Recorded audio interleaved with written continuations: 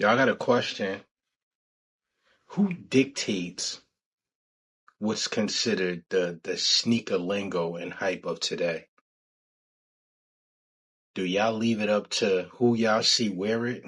Do you like what you just like? Like, I'm trying to figure out what's the concept behind this shit. I feel like a lot of people are using reseller lingo in everyday life of rocking kicks. So both of these are considered to be bricks because they ain't sell right out. Like this shit is still sitting on the sneakers app right now. Not in a size 12. If they was still running around in the size 12, I would definitely double up and get me a second pair of these. These sat for Lord knows how long. They still sitting in some stores.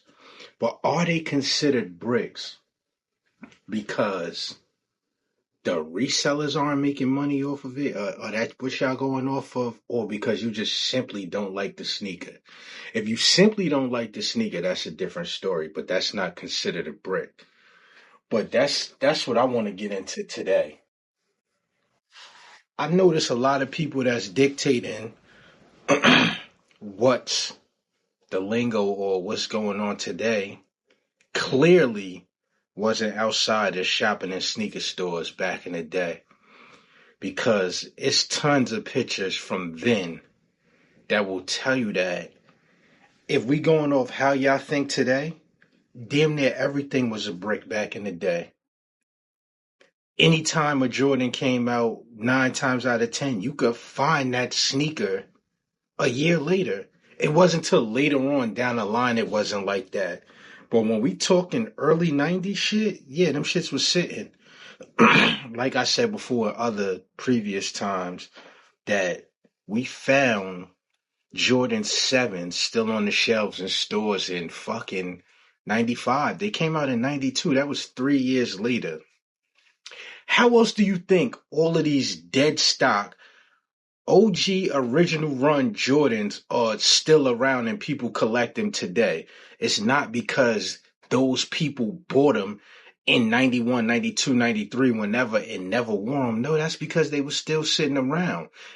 Back then wasn't like today where y'all hold shit for 900 years and just show it off on social media and never wear it. It wasn't like that back then. The majority, if not damn near everybody that has a dead stock OG, 9 times out of 10, they either had doubles or triples, or they found them somewhere sitting once it became cool to get OG shit. Stop misinterpreting the lingo of the sneaker community or sneakerhead culture, whatever y'all want to call it, because only people that should be calling some shit a brick is somebody that's trying to resell the sneaker. I get we could tell what bricks by the way the pricing is on resale sites or what goes on sale, but in all actuality, shit always went on sale. Shit always hit the sale bin. It doesn't mean that. I mean, to me, I fucks with it.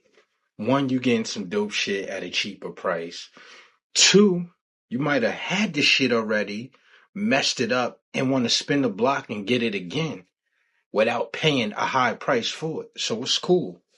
That's why these, I'm definitely doubling up. I know they're going to hit the outlets, but it's all going to depend on sizing. Like, for instance, me looking for another size 12 right now and I can't find them on any site, I highly doubt, unless somebody didn't like it, that they return the size 12 to the outlet or to the site for it to restock. 9 times out of 10, yeah, you might hit some Nike outlets.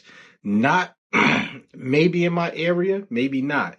But I know when I went out to get these shits on Saturday, I went to Snipes. I got there maybe like 30 minutes before open, and it was only one person there. So I'm like, oh, all right, people ain't on it. Cool. Yo, the lady unlocks the door to let us in. She peeks out the door and go, what size you want? What size you want? She asked both of us. We both said a 12. She said there's only one size 12, and he was there before me, so I had to spin off. Go to the mall, every store, size 12 sold out instantly. Called a couple places, no size 12. So by the time I did all of that, sneaker app, that shit usually 2.2 seconds is over. Man, it was about 45 minutes after the release I was able to get these, but now it was no size 12s, maybe like an hour after that. So I guess the big size is sold ASAP, but 2002, when they retroed this sneaker, people felt the same way. Shit, really, 93, these didn't do good neither. The color was, certain people rocked with them, certain people didn't. 2002, the stores in New York, a couple stores, maybe other places too, but I know of New York, they was dyeing these shits. They was dyeing the olive part black so it looked like you had charcoal nines. And that's how they was selling the olives back then that was left over. Real talk. People know about that. I think shit like this, I'm happy everybody not on it. It's fucked up in a sense because then when shit like this happens, you won't see the sneaker for a very, very, very long time again. So that's another reason why I want to double up. But also, once people see certain people wear it a certain way, they'll either look for it or the real ones just got them when they drop.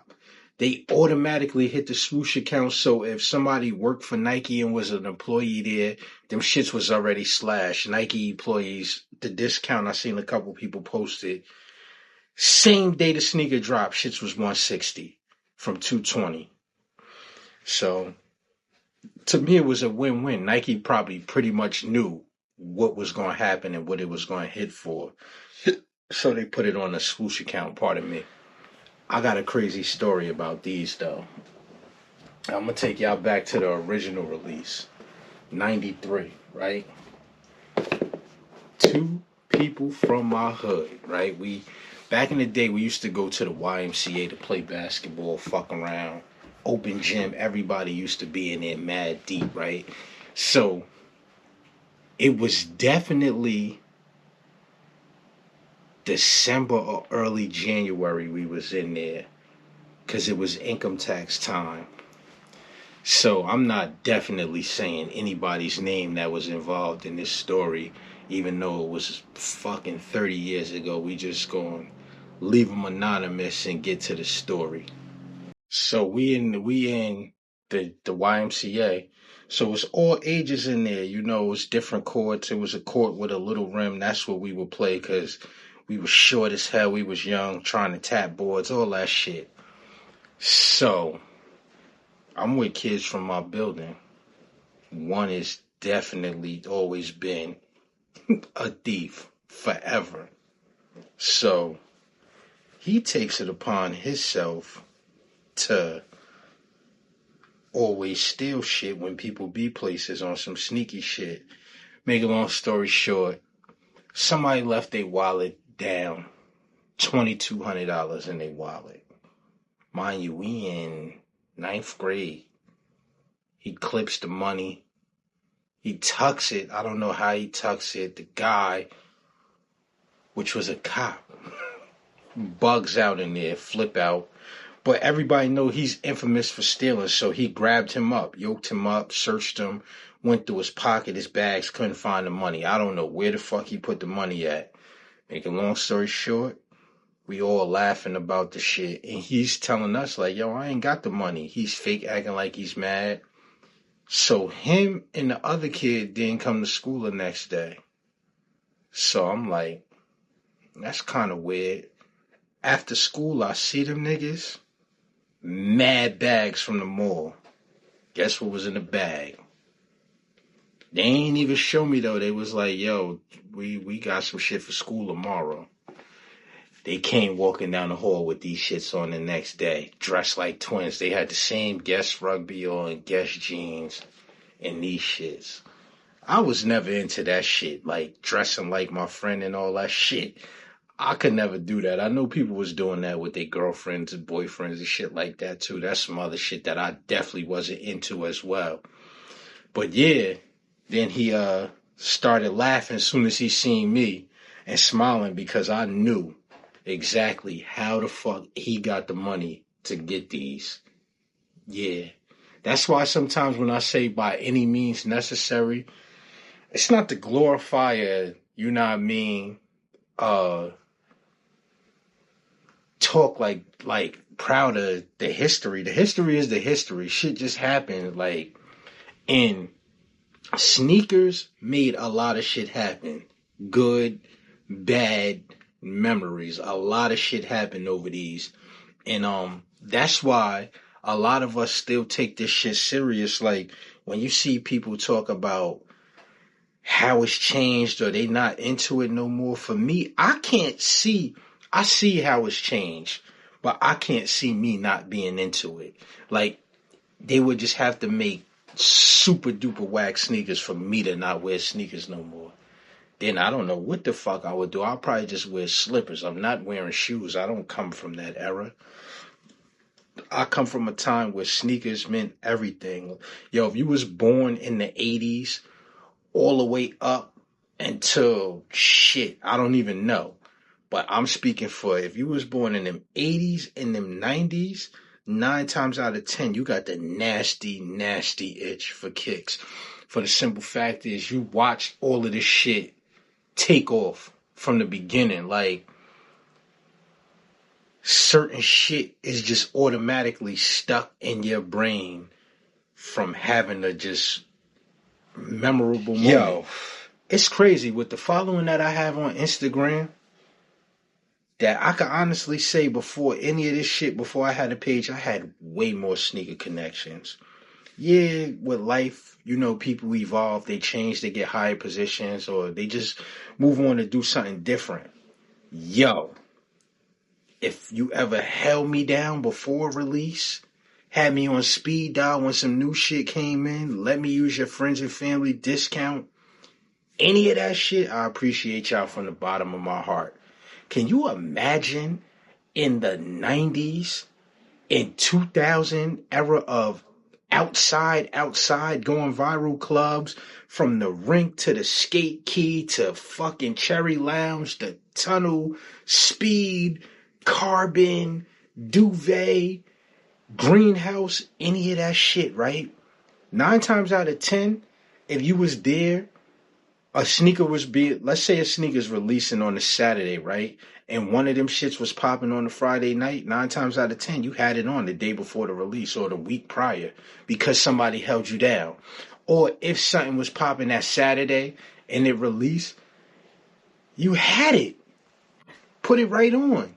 You had it. You can't go in the sneaker store today without paying resale to get something to same day to go to an event. It's no more instant gratification like that. 9 times out of 10, you gotta hit the sneakers app, or the shits was backdoored already before. It's different. The shit is super limited. It's hard to get. Like, for instance, the olives. What if something was popping last Saturday and I wanted to put them shits on?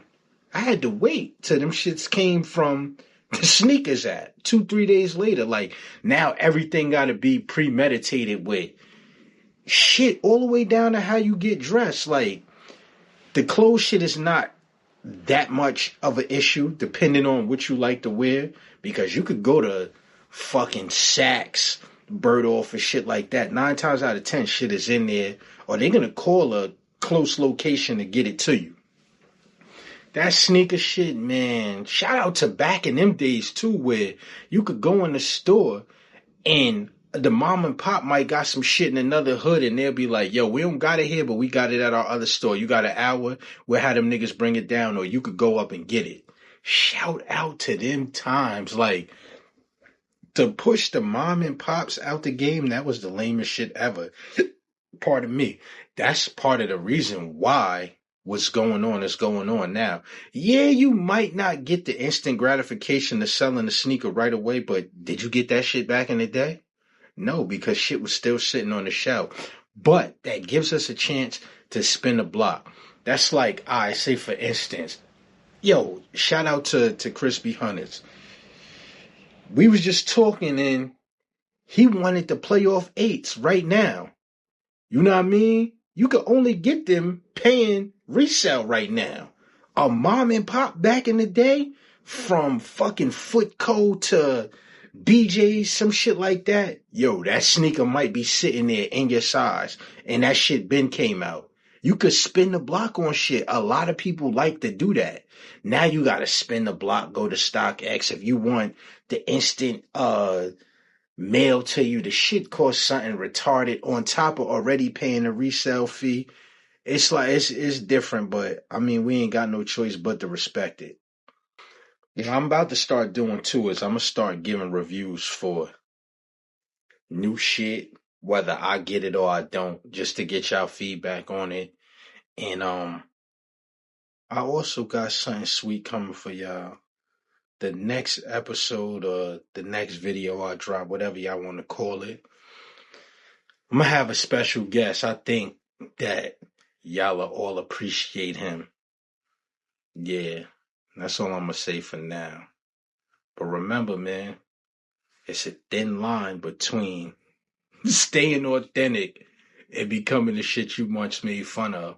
I be watching and I be seeing what's going on, and it's like, damn, like you could tell a difference from how a person act going viral outside to going viral online. I mean, I'm not going to knock it because going viral online right now, that should definitely get you a bag from a brand. But you could tell that shit is very, very humbling when somebody go viral and then they don't go viral. They get very, very emotional. Don't be one of them emotional people that when shit don't go your way, you feel away. Or if you're not invited somewhere and you feel as though you should have been invited, a lot of shit goes into all of that too. But don't be emotional, or how the young kids say, be in your feelings, emo, whatever. Don't be that person.